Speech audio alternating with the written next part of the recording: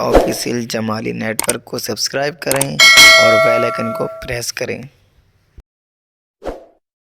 اٹھنا بیٹھنا، بولنا چالنا، سونا جاگنا، یہ تمام افعال جو ہوتے ہیں یہ بھی شریعت ہوتے ہیں، لہذا تمہاری بات بھی شریعت کے مطابق ہو اور تمہارا عمل بھی شریعت کے مطابق ہونا چاہیے۔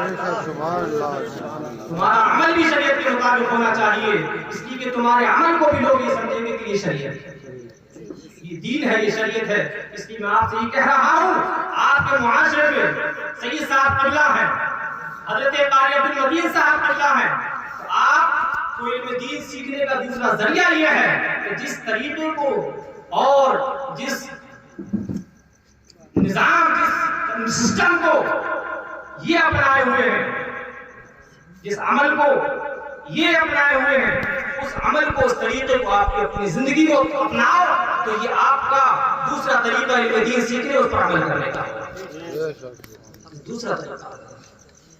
حضور غوث اعظم نے علم دین حاصل کیا، سب سے پہلے علم دین حاصل کیا، اپنی والدہ سے اجازت لینے کے بعد علم دین حاصل کرنے گئے آپ۔ یہ بہت مشہور واقعہ ہے، علم دین حاصل کرنے کے ہی دوران آپ کو جو ہے یہ آواز اور ندائیں، آوازیں آتی تھی غیب سے کہ یہ اللہ کا ولی ہے، اس کے لیے راستہ چھوڑ دو۔ حضور غوث اعظم کی شان تو یہ تھی کہ آپ پیدائشی ولی تھے، پیدائشی ولی تھے غوث اعظم، لیکن ولی بننے کے لیے اولاً سب سے پہلی چیز یہ ہے کہ ولایت جو ہے، ولی جو ہے کوئی کسبی طور سے محنت کر کے نہیں مل سکتا، کہ ولایت جو ہے یہ وحدی چیز ہے، یہ اللہ جسے ولایت عطا فرمائے، جس کو ولی بنانا چاہے ولی وہی بنتا ہے۔ ہم چاہیں کہ ہم ولی بن جائیں، رات و دن ہم نمازیں پڑھیں، تہجد پڑھیں، قرآن پڑھیں، یہ الگ بات ہے کہ ان چیزوں کا ثواب ملے گا اور اللہ کی بارگاہ میں ہم مقبول و محبوب ہو جائیں گے، اس کی بارگاہ سے قریب ہو جائیں گے، یقیناً اور بلا شبہ ہم قریب ہو جائیں گے، نیک بن جائیں گے، اس کے محبوب و مقبول بندے بن جائیں گے۔ لیکن ہم یہ چاہیں کہ ہم قرآن کے ذریعے، نمازوں کے ذریعے، تہجد کے ذریعے، تسبیح و تحلیل کے ذریعے ہم چاہیں کہ ہم ولی بن جائیں، ایسا نہیں ہو سکتا کہ ولایت کسبی چیز نہیں ہے، بلکہ ولایت وحدی چیز ہے۔ اللہ جس کو ولی بنانا چاہے ولی وہی بن جائے۔ سبحان اللہ، سبحان اللہ، سبحان اللہ۔ اللہ جس کو ولی بنانا چاہے ولی وہ بنتا ہے، ہما شما یعنی جو چاہے ولی بن جائے، یہ ہر ایک کی بس کی بات ہے، یہ ہر ایک کی بس کی بات ہے۔ لیکن پھر بھی ولایت کی منزل طے کرنے کے لیے ضروری ہے علم دین حاصل کرنا۔ اور حضرت قاری عبدالمتین صاحب قبلہ، سید صاحب قبلہ، یہ ہمارے معاشرے کے اندر جو برائیاں ہیں اس پر تھوڑی سی گفتگو بہت مختصر۔ ہمارے معاشرے کے اندر جو برائیاں ہیں اور وہ برائیاں جڑ پکڑ چکی ہیں، آپ برا مت ماننا، اس لیے کہ یہ اسٹیج پر آنے والے جو ہوتے ہیں علماء اکرام، مقررین یا خطباء، آپ کے دشمن قطعاً نہیں ہوتے، بلا شبہ آپ کے دشمن نہیں ہیں، خدا کی قسم آپ کے دشمن نہیں ہیں، بلکہ ان سے بڑا خیر خواہ، ان سے بڑا آپ کا ہمدرد، ان سے بڑا آپ کا اچھا چاہنے والا پوری دنیا پر، روئے زمین پر کہیں بھی کوئی ہو تو لا کر کے دکھا دو، ان سے زیادہ آپ کا خیر خواہ کائنات میں پوری مخلوق میں آپ کو نہیں ملے۔ یہ مقررین علماء کی وہ جماعت ہے جو آپ کی ہر بھلائی میں متفکر رہتے ہیں اور ہر مصیبت سے، ہر گناہ سے آپ کو کم تکلیف مصیبت آتی ہے، سب سے بڑی تکلیف اور مصیبت ان بزرگوں کے سینے پر گزرتی ہے۔ منہ دیکھی بات نہیں ہے، یہ سچائی ہے، اس لیے یہ فریضہ ہم پر ہے۔ اگر ہماری قوم گمراہی کی طرف جا رہی ہے، برائیوں میں مبتلا ہے، گناہوں میں ڈوب رہی ہے، تو یہ مطالبہ آپ سے بھی ہوگا، بلا شبہ ہوگا، اور یہ کہنا کہ صاحب ہم تو جاہل ہیں، ہمیں معلوم نہیں تھا، اس لیے ہم سے کوئی سوال نہیں ہوگا۔ ڈبل گناہ، ڈبل حضرت، ڈبل گناہ ہے یہ، ڈبل اس انسان سے جو لا علمی کی بنیاد پر کرتا ہے، تو ایک نہ جاننے کا گناہ اور ایک گناہ کرنے کا ڈبل ہے، ڈبل عذاب ہے۔ جاننے والے پر ڈبل نہیں ہے، اس نے ایک فرض کو ادا کیا، ایک فرض تو اس نے عمل کیا، ایک فرض پر اس نے علم دین سیکھ لیا، جو فرض تھا اس پر تو عمل کر لیا،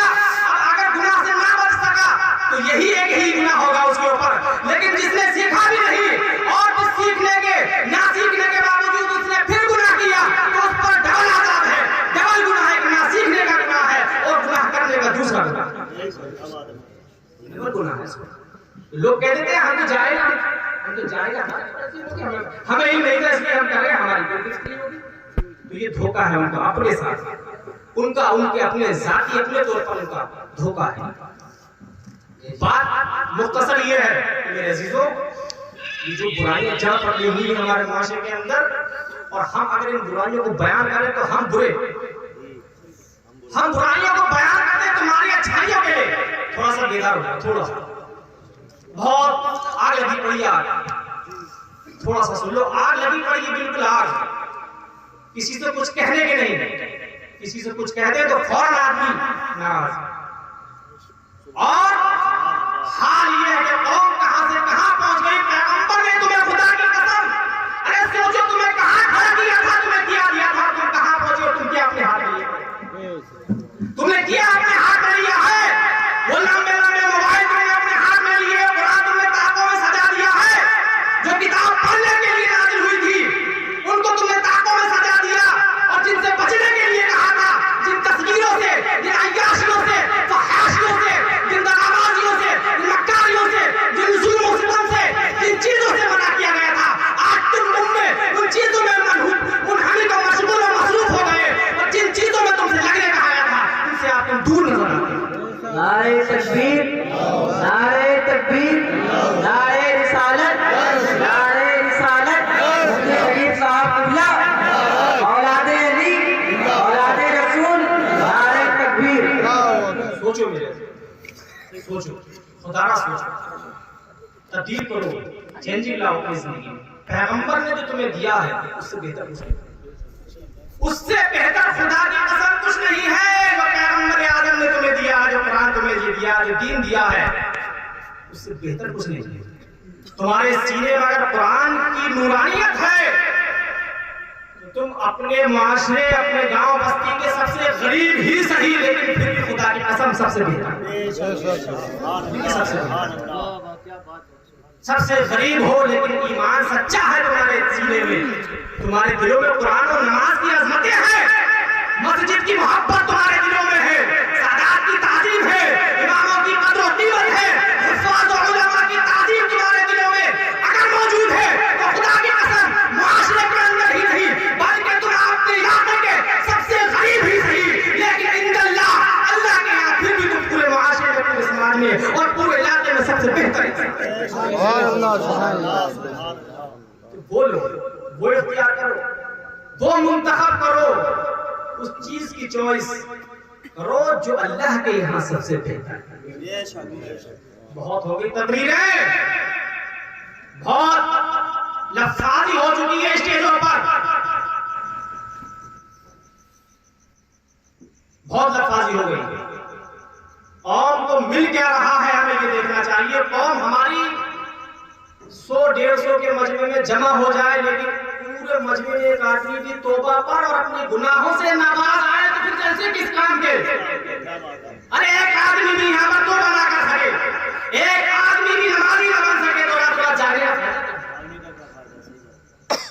ارے اٹھو تو کم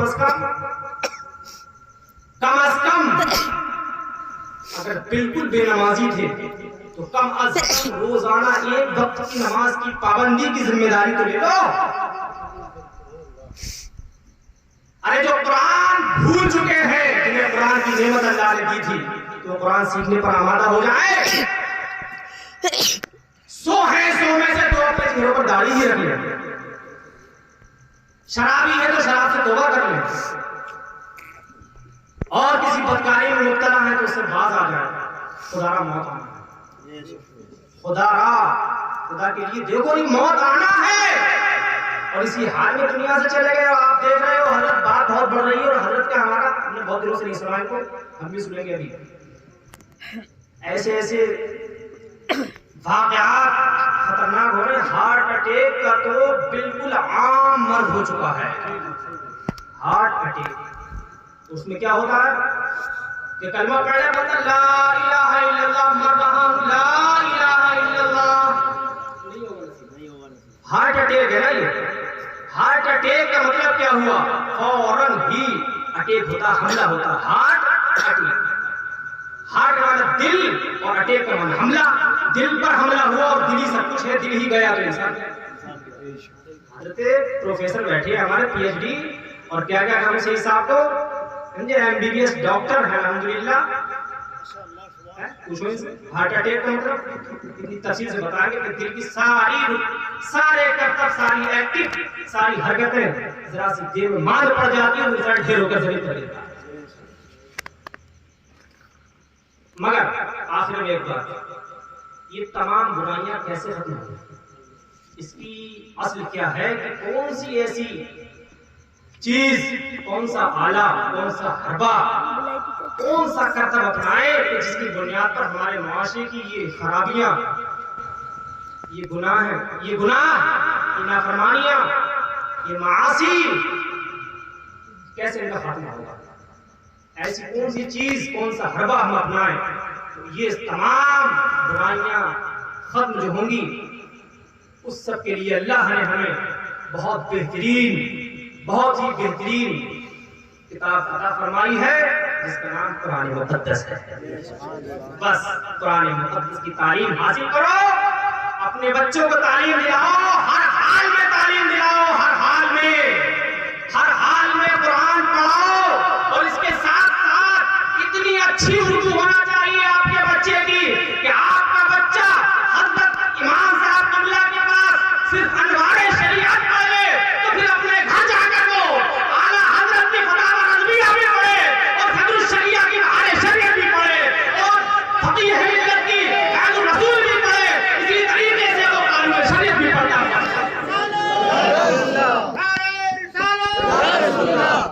تب مزہ آئے, پھر انشاءاللہ ہمارے معاشرے کے اندر بہاریں آئیں گی. یہ ہارٹ اٹیک کے ایسے خطرناک حملے ہیں, یہ ایسی بیماریاں ہیں, انشاءاللہ سب کافی اور کل عدم ہوتی ہیں, اور انشاءاللہ ہم دل کھول کے یہاں بھی جئیں گے اور آخرت میں بھی انشاءاللہ وہ جنت کے مسافر آئیں گے. اللہ پاک ہماری اس بستی پر اور تمام مسلمان اہل سنت پر اپنا خصوصی فضل و کرم نازل فرمائے. اور السلام علیکم.